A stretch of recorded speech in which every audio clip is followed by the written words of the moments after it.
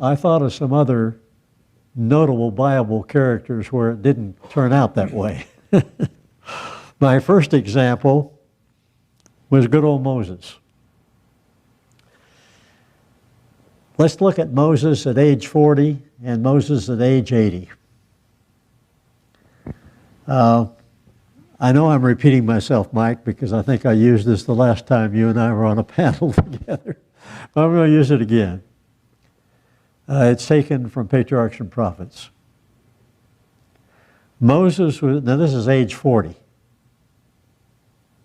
Remember, he had a dozen years with his mother, and then the rest of the years he was in that pagan court with all the pressures of the pagan court. Ellen White says, Moses was fitted to take preeminence among the great of the earth, to shine in the courts of its most glorious kingdom, and to sway the scepter of its power. His intellectual greatness distinguishes him above all the great men of all ages. As historian, poet, philosopher, general of the armies, can you imagine that? In other places she said he was a very favorite with the Egyptian armies. General of the armies and legislator, he stands without a peer.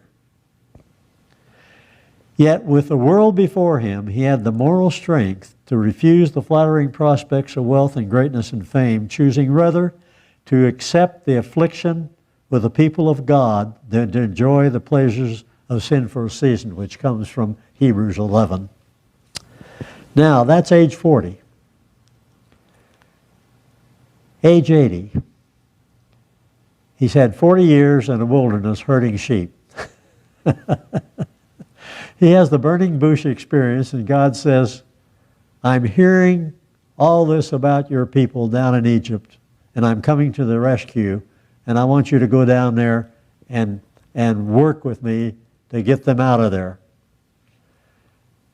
And there's this dialogue that goes on with Moses for a considerable length of time. And finally Moses says, please, Lord, I am not eloquent and I'm not good at speech. In other words, I don't even know how to speak Egyptian anymore. And by this time, I think the Lord is pretty exasperated. And it says the Lord was angry with him.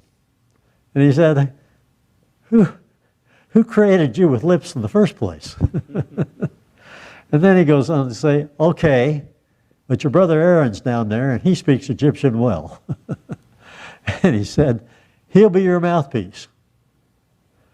And he will take my words to them through you, and you will be God to him.